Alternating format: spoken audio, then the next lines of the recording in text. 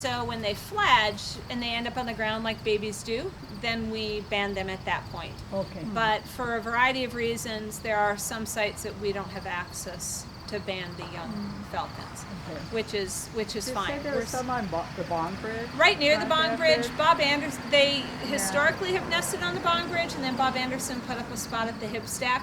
Oh, okay. And the birds went to the Hibstack, but we have birds that have still bounced and shown up at the Bond Bridge Yeah. in the years past.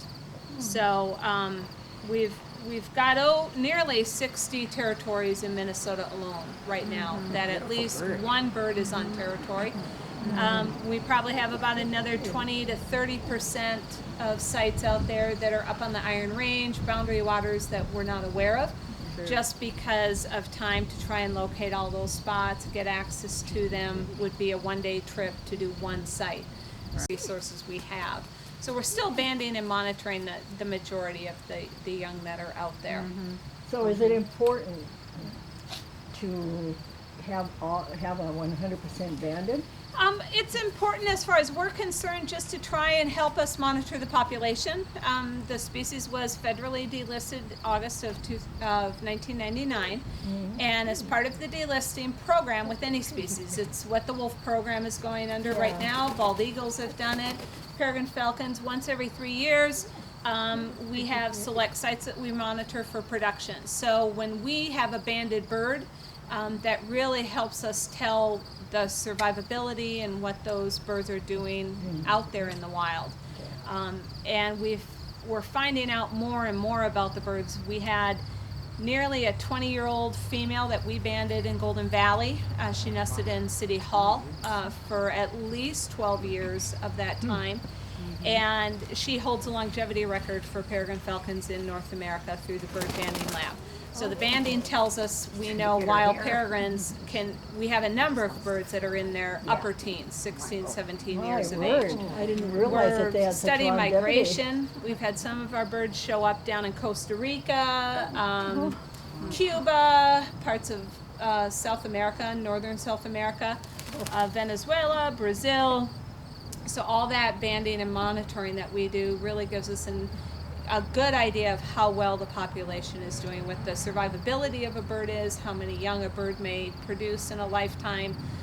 We're also always looking at the diet composition in a nest box or in a natural eyrie. So we know, for example, we easily have over 150 different prey species identified throughout the Midwest population. Now, is this a boy or a girl? Injured himself right at fledge time. Oh. So that's why he's in captivity. So how large a prey can they handle? I was thinking Peregrine of that. falcons have been Because known they worry about my to dog. successfully hunt things anywhere from small hummingbirds all the way up to a sandhill crane. But they are also capable of killing things larger than that. There have been several records of peregrine falcons killing and striking golden eagles. So if you're a golden eagle at 10, 12, 14 pounds and you have a 2-pound bird do that, that's a pretty impressive adaptation. But golden eagles also hunt and will kill peregrine falcons. They're a predator. Right. In Duluth specifically, the birds showed up on the bridges on their own. Get a table? So if You they haven't talked to show your up mom on their or own, we're not president, encouraging basically, them to nest on the bridges. It's just if they do and they have babies, we have permission from DOT to ban the young. Thank you for Yep. your information. Very Very informative. He feels the wind gust, he wants to fly, so that's part of the baiting that's occurring.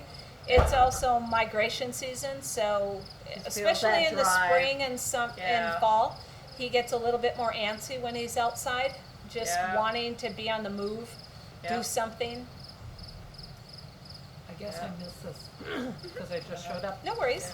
So where are you from? I'm with the Midwest Peregrine Society. We're the organization responsible for banding and monitoring peregrine falcons throughout the region. So I'm one of the state coordinators for Minnesota, and I also work with other state coordinators to help them out if they have a problem. So I've worked with Nebraska and Kansas and Indiana and Iowa in the past to train new staff on birds, chicks, behavior aggressive birds. We've got poor production, what can we do? Nest box design, placement of boxes, things like that. So I banded nearly 90 chicks last year, which was by far my best year ever. at 30-some territories.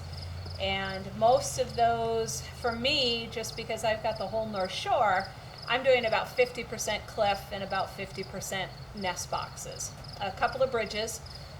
We've got peregrines that are nesting in 13 different locations in 11 state parks. So especially up on the shore, Tetagooch State Park, Split Rock Lighthouse State Park, Cascade River State Park, Temperance River, Mount Oberg has had birds this year for the first time that we've confirmed. They've probably always been there, but because of the distance and the time involved to do active monitoring, it's a very extensive job to locate them, especially when we're having peregrines we're believed never to tolerate another pair of birds within 3 to 4 miles. We've got 7 pairs of birds within 5.5 miles up on the shore. For a bird to help me out with my banding activities. One of the sites I manage and monitor is the Mayo Clinic, and we have anywhere between 600 and 700 people that come and watch us band the chicks in the auditorium, and then the entire banding event and the cameras shown throughout the entire Mayo Clinic system in all 3 states. So between Arizona, Minnesota, and Florida. So we have very, very high level of interest. Mayo Clinic is actually producing a new video about peregrine falcons and their success story, which we just finished taping and we're now in editing. So I'm really excited. There'll be 2 different versions, one for adults and one for kids. Putting so much weight on his good foot, and his good foot was starting to fall apart. So it took him a while to be released from the Raptor Center because of that, but also I've got almost 30 years experience dealing with the birds now, and the Raptor Center knew once I started training him, it was going to be a lot easier for me to be able to treat those foot injuries and bed sores on a daily basis, twice a day, than it would be for them being very negative, having to grab the bird up. And so within 2 weeks, his sores were completely healed, because I was able to train him to take a hood, stand in a Epsom salt bath 3 times a day, which they can't do. I mean, that's very labor intensive. It's very stressful on the birds, and a whole variety of other things. What do you feed him? He gets a variety of things. He gets quail, day-old chicks, rats, rabbit, squirrels, gophers. Do people deliver things to you? Well, he's never flown, although I am going to be starting to hopefully train him to lure fly. It's something that falconers have done as part of the training that they do with their falconry birds. And as a falconer, I've trained other birds to the lure, but never a falcon. And so it's something that'll be a new experience for myself, but also peregrine, meaning wanderer. I've been on enough tail chases for falconry birds in my 15 years in the sport as well. So I'm waiting for the transmitter to arrive. I've got a higher powered transmitter coming that has a little bit longer distance. My little safety net. But he's also molting still heavily right now, so I need those feathers to completely molt in hard and healthy before I start dropping his weight to fly him. So I'm not in a really big rush, but I do think psychologically it gives the bird something to do. Sure. It's good exercise, and in a controlled situation, I think it has multiple benefits. But to fly a falcon, you need big space, you need lots of room, football fields, large auditoriums, things like that. So where will you do it then? I'm not really sure. I've got a very good relationship with DNR and Tetagooch's new visitor center up there. They've approached me. I'll be going up next summer as part of their summer programming and talking about peregrines on the shore on a regular basis, as well as gooseberry and split rock. And also, his name is Jesse. He doesn't know his name, but he was named Jesse because the very first night I had him, he chewed through the straps on his legs, and those are called jesses. And also Jesse James had some fingers shot off in a fight, and he's missing the 2 toes. My goddaughter named him Jesse. I typically don't like human names for wildlife, but when she came up with that, that was a hard thing for me to tell her no. Yeah. But he doesn't know his name or anything like that.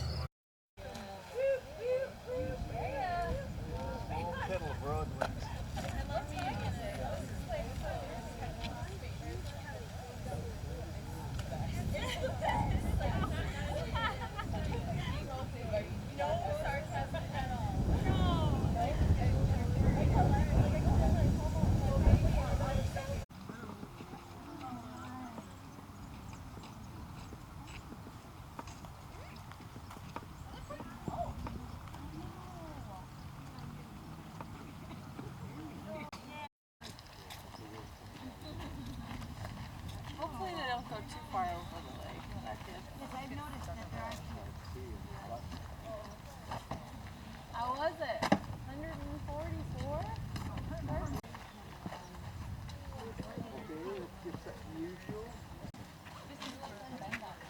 Yes, absolutely. Later on, right? Later on.